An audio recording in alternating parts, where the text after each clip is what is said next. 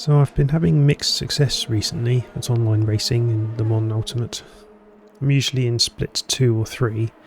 My racing is usually pretty clean, but I just can't get my driver rating out of bronze and into the silver category or beyond. I've put a lot of practice into this game recently without really all that much to show for it. And to be honest, it's been kind of getting me down. What I would like to be able to do on this channel is to show you all how to improve, how to be faster and how to be a better sim racing driver overall. But since I don't really have the results to back anything I might say up at the moment, instead, today I'm going to go through 3 things that you as a sim racer can do to avoid beating yourself up, feeling fed up and losing the joy and motivation that got us started on this hobby in the first place. Or profession, if you're good and lucky enough to be an esports driver.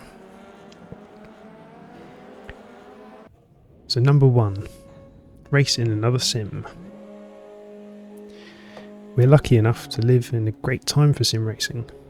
We now have many excellent sims to choose from, like ACC, Le Mans Ultimate, R-Factor 2, AMS2, even the original Asus Corsa, and lots more. All of these have their own styles, slight differences in physics, tyre models, car handling, and all require slightly different driving styles. What suits you more in one sim might make you slower in another. So load up a sim you don't normally drive, add a full grid of AI, and just try it out. You'll probably have more fun trying something new than chasing that alien lap time you saw online a couple of weeks ago. And by learning to drive against a different physics model, you might even pick up some new driving styles or techniques, which might help in your main sim. Number 2. Drive a different type of car which requires a different style of driving. This one is similar to the first, but driving a different type or class of car can improve how you react and interpret what the car is doing. If you're used to GT3 style cars, try a Formula car with much more downforce, or go the other way, pick a small rear-wheel drive car with little to no downforce. By doing this, you'll gain a greater appreciation of mechanical grip, how different weight distributions affect weight transfer, and just get to appreciate the different varieties of cars we have available to us to drive in these sims that most of us would never have the chance to drive in the real world. For example, driving an F3 car in AMS2 here. So these cars are quite grippy, although they do still slide around quite a bit, but they do point themselves in the right direction quite nicely. But because these are lighter and have a lower centre of gravity, you can tackle and approach corners differently. Perhaps a little bit more similar to the hypercars and LMP2 cars in Le Mans Ultimate, but they do still feel different overall, as I think they are quite a bit lighter. The visibility is also greatly improved in a Formula style car, because you don't have parts of the windscreen and other bits of bodywork getting in the way when you're looking out in front of you. So if you want to try and practice looking through corners more, looking ahead further up the track, then this is sometimes a little bit easier in a Formula style car.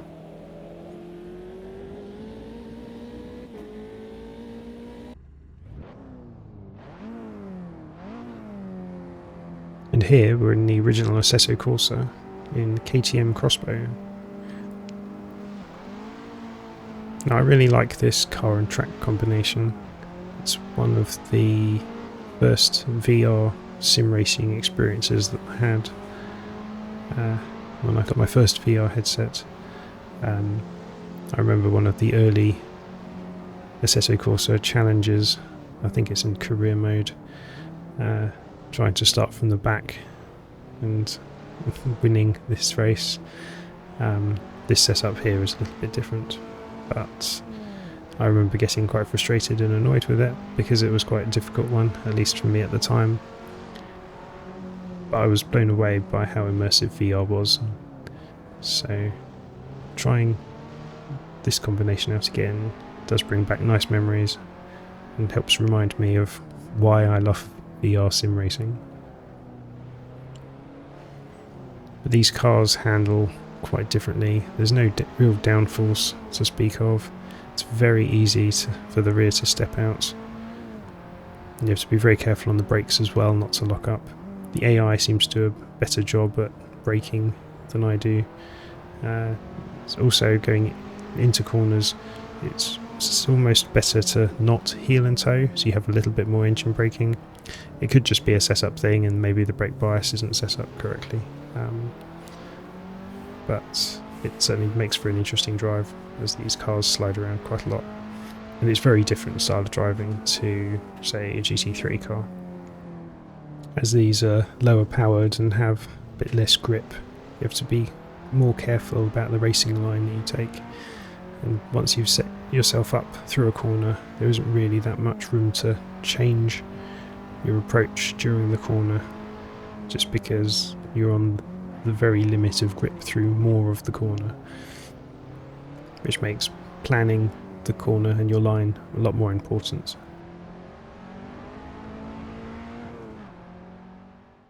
And finally, number 3, drive a different discipline altogether. If you're a circuit racer, try rallying or even drifting, or load up BeamNG Drive and try out some new scenarios. Or if you just want to clear your head or practice your reversing skills, load up Euro or American Truck Simulator. Try to do something different, which forces your brain to react to something new, shakes you out of routine and expectations, and challenges you to grow as a driver in different ways. Now, I'm certainly not the world's greatest rally driver. In fact, it's probably one of my weakest areas. Some might also argue that Dirt Rally 2, like we're in here, isn't the best sim, but Dirt Rally 2 for me has the best experience. Just in terms of graphics, immersion and car handling. I've heard from a couple of other people that there's a bit more of a floaty feeling in Dirt Rally 2, but for the purposes of this, that's maybe a good thing, because it forces you to set up corners on entry sort of before you get to the corner, as you'll be sliding through it anyway. So it just forces you to think ahead a little bit more and to anticipate more what the car's doing, which again is all a useful skill to have. Also in VR, it'll certainly put the fear of crashing into you, especially when you're driving around roads with a big cliff or drop right next to you, or big logs. The other thing about rallying is that it forces you to listen out a lot more to instructions, so you're not 100% focused on the driving, you're also trying to interpret and hear all of the pace notes from the co-driver. So the driving hopefully becomes a little bit more automatic. Now, I can't guarantee any of these will immediately make you faster in your main sim. You won't reach those alien lap times, and in fact, you may even be a bit slower initially. But the idea is to inject a bit of variety and remind yourself that there's so much more to sim racing than just chasing lap times. Car control skills will help across every car-related discipline, and immersing yourself more in what's available, rather than just a single narrow field, will enhance you as a driver overall. Try to remember to have fun. After all, isn't that really what this is all about? If you liked this video today, please like and subscribe, and I'll catch you in the next one. Bye!